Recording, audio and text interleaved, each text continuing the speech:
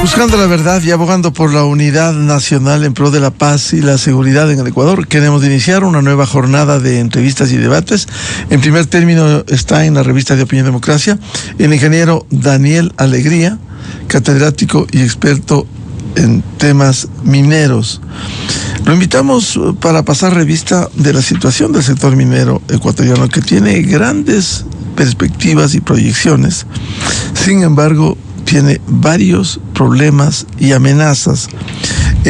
Daría la impresión, ingeniero Alegría, que en el país hay muchos actores antimineros que se oponen a todo. Ya vimos el último paro parcial del movimiento indígena, que dijeron en su momento: no más minería formal. Nada dicen ni nada hacen, a ellos no echan piedras porque conviven con ese sector. Nada dicen de la minería ilegal, la que depreda el medio ambiente y la que saca jugosas ganancias sin pagar impuestos. ¿Qué pasa con la tasa minera que con rigurosidad se ha impuesto en el país, con una circunstancia: rigurosidad para el cobro? Y preguntamos, ¿esa rigurosidad también hay en Arcom para combatir a la minería ilegal a nivel nacional? Cobro sí, controles y rigurosidad, con rigurosidad o flexibilidad. Bueno, entre los tantos temas que le planteo al ingeniero Daniel Alegría, catedrático y experto minero, ¿cuál es la actual situación cuando hay grandes desafíos y posibilidades en el sector minero ecuatoriano? Buen día. Muchas gracias, buenos días. Siempre muchas mis felicitaciones de este tipo de programas por las oportunidades de hablar sin ningún tipo de restricciones acerca del sector minero. Sí, es un tema bastante controversial por ahora, el tema de los antimineros, del tema de grupos o colectivos que están en contra de la actividad sin un conocimiento completo ni técnico de la situación real. Ha permitido de que varios grupos de forma ilegal sigan haciendo extracción de recursos minerales de una forma muy antitécnica y con riesgos ambientales de alto impacto. Como Estado ecuatoriano, creería que tienen una vara muy alta que hacer dentro de su gestión. La famosa tasa minera, que nuevamente y siempre lo repito, no es una tasa sino un impuesto obligado, que no tiene ninguna técnica de cobro. Si bien dicen que va a ser un servicio hacia la parte legal, hacia el concesionario minero legal, no establece si es que va a controlar o no la minería ilegal. Entonces es una posición que el Estado ecuatoriano ha decidido tomar, pero que a la actualidad no se ve. Sigue existiendo esta minería mal llamada ilegal, esta extracción ilegal de recursos que perjudica no solo al ambiente, perjudica al Estado, perjudica al ecuatoriano. Como usted menciona, en el paro nacional que hubo hace semanas atrás, ¿cuál fue la provincia más complicada dentro de este proceso? Fue la provincia de Imbabura. Y en Imbabura, ¿qué tenemos dentro de temas mineros? Tenemos el proyecto, están varios proyectos, pero también tenemos el caso más fuerte de extracción ilegal de recursos, que es Buenos Aires. Entonces, muchos de esos recursos fueron parte, o creemos que fue parte, de ese sector que contribuyó para que Imbabura tenga esa posición tan drástica frente a un Estado ecuatoriano y tan brusca frente al pueblo ecuatoriano, porque no solo se afectó el gobierno, se fue afectado gente que necesitaba de un trabajo diario, y también fue afectado. Entonces, cuando los colectivos no tienen clara la posición o no tienen cómo una idea clara de qué y cómo actuar frente a posiciones del gobierno, pasa esto, ¿no? Y de hecho, la provincia de Imbabura a nivel mundial quedó como una de las provincias más agresivas dentro del país, disminuyendo inclusive su capacidad turística, que es un fuerte de ellos en la ciudad de Otavalo, por ejemplo, en las cuales muchos paquetes turísticos tuvieron que ser reestructurados y cambiados de sistema, simplemente por el riesgo que eso implica dentro de una visita de personas que no tienen ningún tipo de interés en lo político en el país, sino simplemente conocer. Ahora, ¿cuáles son los desafíos que tienen? ¿Cómo está el sector minero formal que cumple, que paga impuestos, cuando hay grandes oportunidades, grandes reservas, y simplemente hoy, este momento, están queriendo salir con la imposición de la tasa minera? Es un reto fuerte que tiene el Estado ecuatoriano, porque la parte de garantías que debería entregar el Estado ecuatoriano no se las cumple. Tenemos un ejemplo, Quimsacocha, que en la provincia de La Suay, una empresa que formalmente está ese proyecto tiene una etapa de exploración más de 15 años, y en el momento que se decidió ya que posiblemente se puede dar una explotación formal, hubieron nuevamente colectivos que impidieron esto y a la empresa le tocó salir del país. El juicio internacional al cual nos vamos a someter como ecuatorianos es bastante fuerte. Entonces, desde fuera, desde la inversión que podría llegar al Ecuador, tienen una posición de falta de garantías al momento de invertir. Entonces, aquí el Ecuador está en una situación en la que podría tener recursos, pero a su vez no se los puede generar porque los empresarios, inversionistas, empresas internacionales ya tienen ese riesgo, o están conscientes de que puede haber un riesgo mucho mayor en la etapa de exploración, que podría ser la primera parte dentro de un proyecto. Con esta tasa minera, alguien que solamente viene a tratar de analizar recursos minerales y ya le obligan a pagar impuestos sobre el 50% de un valor, de una tasa, de una concesión de una hectárea minera, ya es un condicionante para que lo piensen dos veces antes de invertir. Por eso todo se está regresando hacia Perú, se está yendo a países como Perú, Bolivia, Chile, Argentina. Argentina en su situación está llamando mucho la inversión minera, porque saben que tienen mejores condiciones y mayores garantías, y garantías que se cumplen, porque el Ecuador tiene garantías, pero lamentablemente no se cumplen. ¿Y por qué no se cumplen? Por la presión política, por colectivos, por quizás intereses de varios sectores, de varios grupos, en los cuales saben y les conviene mantener ciertas actividades no a la luz, no hacia una regularidad y no hacia un punto de control que, como debe ser y se debe manejar dentro de un país, dentro de un Estado republicano y democrático. ¿Usted cree, desde su experiencia, la visión académica, su vinculación al sector minero, usted cree que hay un activismo social que le hace el juego a la minería ilegal, cuestionando severamente a la minería formal, oponiéndose y sin decir nada contra quienes depredan los territorios en el país? Por supuesto, es muy claro la posición extremista y bastante, hasta desde cierto punto un poco anarquista de ciertos grupos. Es lo que nada al extractivismo. Nada al extractivismo, es extremo, ¿no es cierto? Pero yo ahí es cuando siempre hago las consultas. Entonces, ¿qué? Está muy correcto tener una oposición hacia algo, pero también deberíamos dar una solución hacia esa oposición.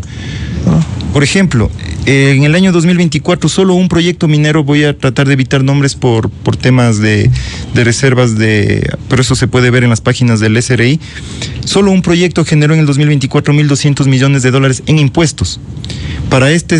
Hasta este tercer trimestre del 2025 ya está pagando más de $1,250 millones. Solo un proyecto minero. Tenemos dos. Si es que el país podría generar más proyectos de esta envergadura, creería que estos impuestos van a crecer mucho más. ¿Y a quién conviene? Conviene a todos. ¿Por qué?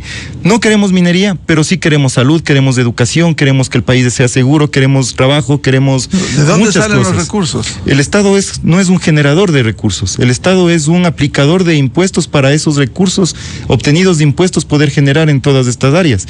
Entonces, desde mi punto de vista, está bien que los colectivos tengan su oposición, tengan su contradicción, pero que nos den soluciones entonces. A veces se dice que el turismo nos puede salvar, pero si tenemos una inseguridad total en un país, ¿cómo puede haber turismo dentro del país? ¿O cómo podemos garantizar que el turismo no sea violentado? Destruyen el turismo, lo que pasó en Otavalo. Totalmente. A nivel nacional, el oriente ecuatoriano también está con un miedo de turismo, no porque sea peligroso, sino porque existen varios riesgos que están asociados a condiciones que no garantizan una estabilidad dentro de un sector. ¿Y qué pasa con los organismos de control que han sido tan débiles? Incluso se ha señalado por una corrupción permanente como Arcom, que cambian los nombres pero cambian las políticas. Si son rigurosos para el cobro de la tasa minera, son rigurosos para enfrentar a la minería informal. Desde la parte constitutiva del Arcom, el Arcom no es un ente que debería controlar la minería ilegal. Ellos están, o su formación es para controlar a titulares mineros. Quiere decir que a concesiones que son legalmente constituidas, que el Estado ecuatoriano les dio su concesión. Ese es un mal entendimiento que tenemos a nivel nacional, que pensamos que el Arcom es como una policía, que debe ir contra el ilegal y que debe ir contra el legal. No, el Arcom es únicamente un ente de control, regulación de concesiones, de titulares mineros. Para eso existe grupos que están formados por Ministerio del Interior, por Ministerio de Defensa, quienes tienen las facultades de analizar sectores de minería ilegal y actuar de manera directa. Hemos estado viendo que el Estado ecuatoriano ha hecho eso en ciertos sectores, en el Azuay, en Imbabura, en donde hubo bombardeos, en donde hubo, correcto, Buenos Aires, principalmente en una parte de la Azuay, ahorita se me ve el nombre, que también hubo hace semanas pasadas una especie de bombardeo, una activación militar de limpieza de estos sectores, y esa es la parte, ahí no está nadie de Arcom, porque Arcom no es un ente, no está ni siquiera en la capacidad operativa para utilizar armas en caso de una ofensiva, es el ¿no? Estado ecuatoriano. El Estado ecuatoriano es el único que debe garantizar la regulación, control y eficiencia de todos sus elementos, principalmente recursos minerales. Es el Estado, no somos los pobladores, no somos la población, es el Estado ecuatoriano. ¿Y cuáles son los desafíos que tiene la minería formal? Desafíos muchos. Primero, garantizar que sus actividades no sean vulneradas, ¿no? Por colectivos principalmente. La otra es, estamos en un proceso de un crecimiento económico de los minerales, los cuales para ellos también contribuye a que mejoren sus técnicas, mejoren sus tecnologías, traten inclusive de buscar inversiones para mayores recursos, para buscar más recursos y poder generar más producción. ¿Y qué hacer con la minería informal? Desde mi punto de vista es un tema un poco controversial, pero el Estado ecuatoriano debe actuar sin ningún tipo de remordimiento y debe tratar de erradicar totalmente esas malas actividades, esas malas actitudes e inclusive esas malas prácticas que tenemos a nivel del país. Sí, aquí hay esos sectores que sacan recursos de manera ilegal, que explotan irracionalmente territorios. Pasó en Yutsupino, pasado en Buenos Aires, Ponce Enríquez en el Azuay. ¿Cómo debiera actuar el Estado ecuatoriano? Tenemos una ley y una constitución que ampara muchos procesos para que esto sea efectivo y se cumpla. Lamentablemente, el tema político es una variable bastante activa y fuerte dentro del Estado ecuatoriano también.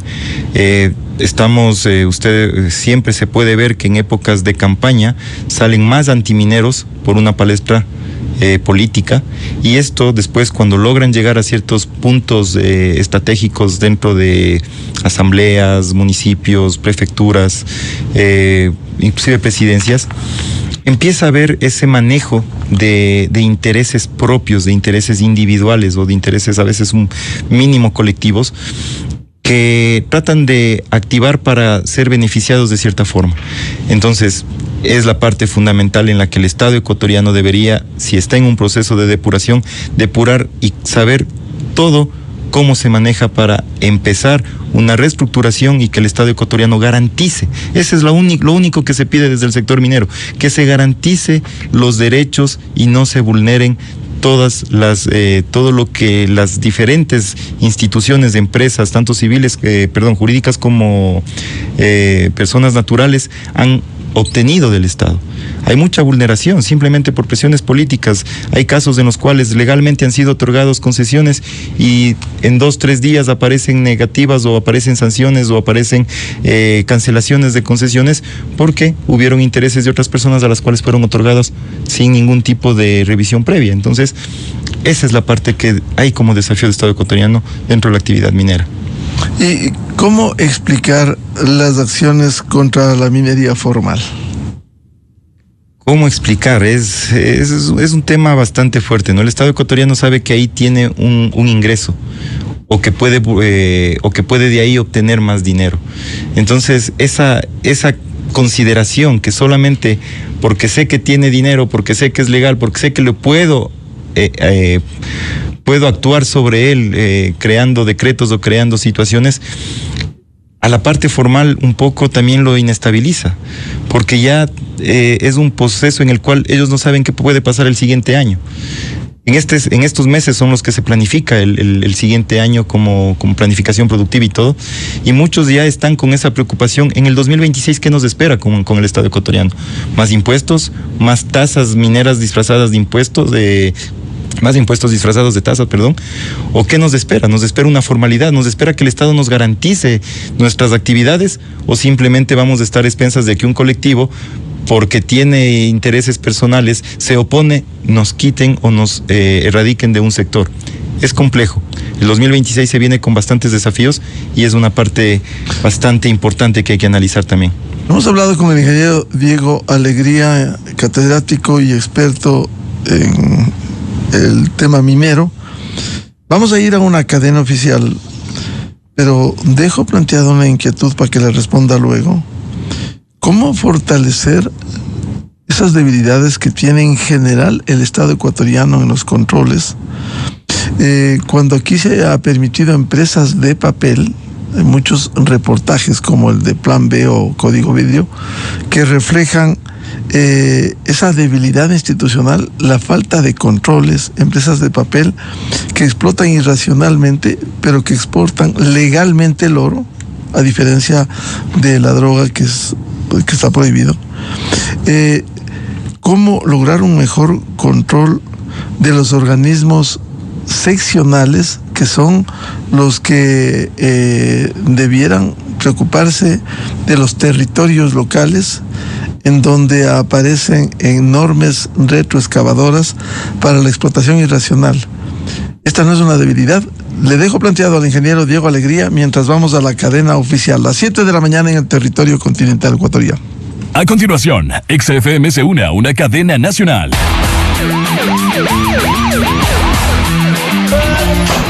Varios operativos de seguridad se realizan en todo el país. En Esmeraldas, reforzamos los patrullajes y controles en sectores estratégicos, con el objetivo de prevenir delitos y garantizar el normal desarrollo de las actividades de la ciudadanía. Tras registrarse varios robos a personas mediante la modalidad tarjeteros en diferentes sectores de la provincia del Oro, se ejecutaron labores investigativas y operativas que permitieron la aprehensión de 3 presuntos implicados en estos hechos ilícitos. Con drones y medios logísticos, mantuvimos una vigilancia aérea coordinada e integral durante la peregrinación a la Virgen del Quinche este fin de semana. Además de patrullajes y el resguardo permanente que ejecutaron las unidades policiales, desplegadas en puntos estratégicos, permitieron que la caminata sea segura para todos los fieles. En Quito, mantuvimos operativos en diferentes puntos: La Ronda, Centro Histórico, presencia policial preventiva y pausas activas para resguardar a visitantes y comerciantes. Quitumbe, patrullajes intensificados junto a unidades GOM para reducir la reincidencia delictiva. Distrito Eloy Alfaro, operativos de intervención, control de vehículos, motocicletas, registro de personas y decomiso de armas. Tenemos un compromiso con la ciudadanía y su seguridad. Esta fue una cadena nacional. La revista de opinión Democracia, buscando la verdad en todas partes.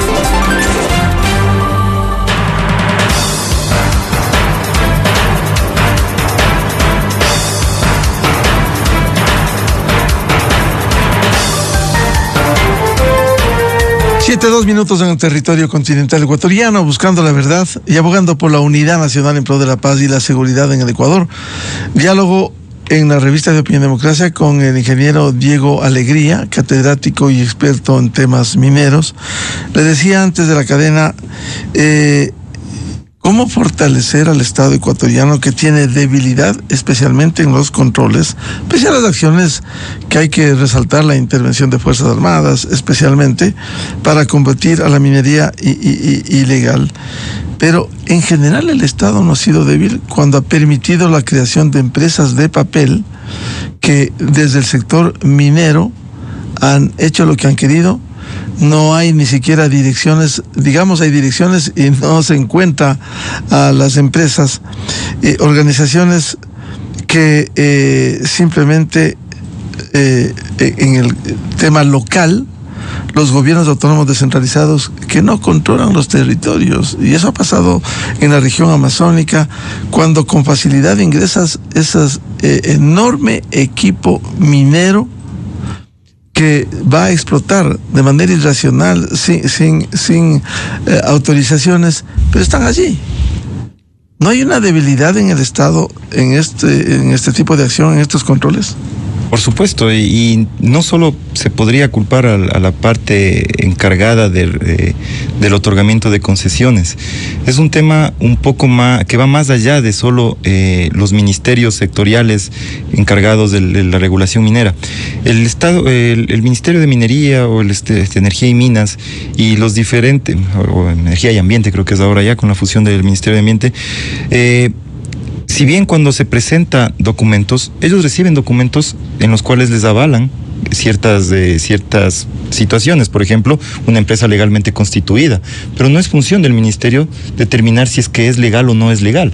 Por eso tenemos varias superintendencias, la de compañías, la de bancos, quienes deberían articularse entre todos para que pueda existir alertas en un punto en el que puedan decir, bueno, mira, hay una empresa que se está formando para trámites mineros, ten en cuenta de que no puede tener ningún derecho constitucional, es ilegal, es fraudulenta, recién va 2 años, y cambiar las normativas dentro del Estado ecuatoriano para saber cómo regular a esas personas que están queriendo ingresar a la parte minera desde un control desde el Estado ecuatoriano, no solo desde la parte minera. Y ese es un error del gobierno, que piensan que porque es minería solamente el Ministerio del sector o del ramo debe ser quien trabaje en eso, cuando deben actuar muchas otras instituciones. Por ejemplo, al Arcom le ponen el tema de exportaciones. Arcom no tiene tanto fin en controlar exportaciones, porque para eso existe una dirección de aviación civil, me parece que es parte del control. Deben focalizar y encontrar a que todos los que están dentro del proceso, dentro del ciclo, pongan su contribución en ese control. Si no, es fácil culpar solo a una institución y decir, es que porque es del sector, ellos tienen que hacerlo. El ARSA, por ejemplo, que es de control de sanidad, ellos no están, por ejemplo, en la exportación de camarón para ver si es que se cumple o no con temas sanitarios previo a la exportación. Y tiene el mismo rol del Arcom. Pero el Arcom sí tiene que estar en el tema de exportaciones. No tiene la capacidad operativa, mucho menos va para controlar a los titulares legales, mucho menos va a tener la capacidad para estar en puertos, en aeropuertos, con el tema de control de exportaciones. Se debe dar los roles que son a las instituciones encargadas de cada uno de estos procesos. Y eso es algo que al Estado ecuatoriano todavía le queda grande, lograr articular con todas las instituciones, porque el Estado ecuatoriano tiene muchas instituciones que pueden ayudar y pueden contribuir a esta gestión, pero simplemente por desconocimiento en ciertos casos, simplemente por pagos políticos en ciertos puestos, esto se desconoce y piensan que todos pueden abarcar más de lo que legalmente deberían hacer. Entonces, un error del Estado ecuatoriano, por ejemplo, es poner en direcciones ejecutivas, poner en direcciones ministeriales, poner en departamentos de decisión a gente que, ojo, no quiero que se malentienda estas palabras, pero que no tienen el conocimiento de la situación al organismo que representan, y simplemente son gente que, porque son abogados, porque son economistas, porque son financieros, porque son allegados a un gobierno, simplemente están y son puestos en esos puestos, desconociendo la realidad de la actividad a la cual van a representar. Por eso existen muchos errores de toda índole, vulneración de derechos a concesionarios, vulneración de derechos a ciertas empresas, simplemente porque no están claros de la función que deben cumplir en el puesto que ostentan. Ahora, ¿Hay un verdadero registro de los nuevos proyectos? El Ministerio del sector minero está claro de cuáles son los lugares en los cuales se puede o se podría llamar a inversionistas. Inclusive el presidente Daniel Noboa hace 1 año o 2 años, me parece, estoy un poco en el tiempo, quizás me equivoque, pero participó del famoso y conocido PDAC o PDAC, que es un encuentro en Canadá, en Toronto, en el cual los estados a nivel mundial dan a conocer su realidad energética al mundo para que inversionistas puedan manejar sus inversiones y puedan vializar a través de los gobiernos, sobre estos catálogos que presentan cada país. El Ecuador ha sido parte muchos años y de hecho el presidente Noboa fue el único presidente que ha participado directamente en esto con el fin de llamar la inversión. Pero ¿cuál es el problema ahí? Que el presidente, si bien participó, invitó a que exista inversión, cuando la inversión llega, sus garantías no están totalmente garantizadas de que puedan ser ejecutadas dentro de un país.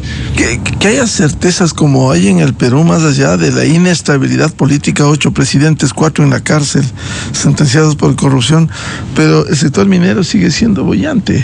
Aquí la duda es no tener una estabilidad, que más allá de un gobierno de turno se permanezcan los contratos, los controles, que haya seguridad jurídica. ¿Cuánto afecta eso? Muchísimo. Tomando el ejemplo de Perú, no solo Perú, Bolivia, Argentina, un poco Colombia también. Ellos saben que no pueden afectar a ese sector que para ellos es de total importancia. Chile sabe que depende de la minería. Más del 50% de sus tributos están basados en minería. Perú tiene el mismo caso. Ellos entienden y comprenden que la minería es parte de su gobierno. Si desaparece uno de esos rubros, ellos saben que no pueden cumplir nada de lo que en campaña a veces prometen. Aquí es lo mismo. Estamos con un problema igual petrolero. Estamos el único por ahora rubro industrial que nos generaba un ingreso estable al Estado ecuatoriano era el petróleo, y ya está en un proceso de salir porque no existen las garantías petroleras tampoco. Correcto, ya que cerremos los diferentes pozos petroleros, pero no saben la consecuencia de eso. Nuevamente, e insisto, es válido que exista negatividad, es válido que exista oposición, pero ¿qué soluciones nos dan? ¿Cómo van a garantizar que el Estado ecuatoriano tenga recursos para administrarse? Los anti-extractivistas dicen no a la explotación en la minería, el petróleo. ¿Cuál es la opción que permita reemplazar esos ingresos si desde los mismos sectores exigen recursos para el sector social, que por cierto es legítimo atender a los sectores sociales, pero ¿cómo se financia? ¿De dónde salen los recursos? Correcto, esa es la pregunta que siempre he hecho y lamentablemente yo tampoco puedo responderla porque tampoco sé cómo ellos tienen su pensamiento de actuación frente a hacia estas posiciones. Sería interesante que los colectivos, en esta parte sí les invitaría a ellos, que ellos nos den opciones, pero opciones reales, no fantasiosas, opciones con números, no fantasiosas, nuevamente. Nosotros como sector minero tenemos números y tenemos ya valoraciones que se están ejecutando. Nuevamente tomo el caso, 1.250 millones en el 2025 y todavía no se cierra. Podría llegar a 1.300 millones de dólares de un solo proyecto. Son dineros que ya cuenta el Estado ecuatoriano. ¿Cuál proyecto? Es del proyecto Lundingol, el ejemplo que estoy tomando. Pero existe el proyecto EXA. Próximamente podría salir el proyecto Cascabel en el norte, en Imbabura. Podría salir el proyecto La Plata Mining en Palo Quemado, que también es controversial. El proyecto El Domo en Bolívar. El proyecto Guarinza en el oriente ecuatoriano. Entonces, no es solo uno. Por ahora es solo uno. Pero, ¿qué esperamos de los otros proyectos? Hacia allá deberíamos enfocarnos. ¿Cuál es nuestro rédito como ecuatorianos con esos otros proyectos? ¿Cómo podemos exigirle al gobierno que ese dinero sea vializado en el tema social? Esa es nuestra principal responsabilidad como ecuatorianos. Determinar que ese dinero llegue a los sectores de prioridad, llegue a los sectores donde necesitamos ese dinero y no simplemente hablemos de que existen números, pero no existen garantías de dónde están depositados o hacia dónde se están manejando manejando. Un tema final por ahora. Tanto se ha hablado en los controles. Por ejemplo, un chip a las grandes, al equipo caminero pesado que ingresa para saber a qué va. ¿Se importa? ¿Se vende? ¿A dónde va? ¿Va a la minería formal o a la minería informal? Correcto. No hay cómo controlar, detectar eso.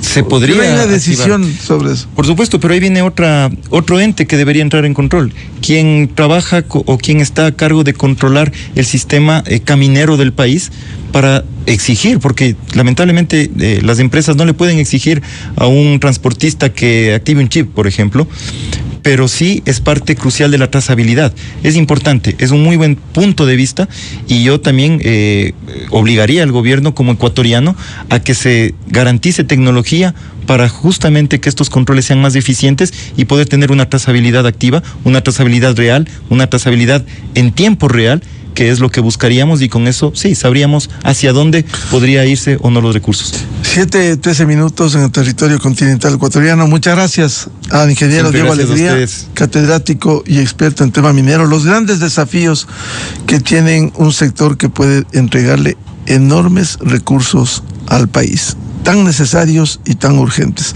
Ingeniero Alegría, muy amable. Muchísimas gracias a ustedes. 7:14 minutos en el territorio continental ecuatoriano. Vamos a una pausa y ya volvemos. Un debate sobre los grandes retos en materia de la política exterior. Invitados el ex canciller Luis Gallegos y el internacionalista y periodista escritor Jorge Ortiz García. Buscando la verdad. Desde 1984 con Gonzalo Rosero. La revista de Opinión Democracia. Siempre líderes, siempre confiables. Enseguida regresa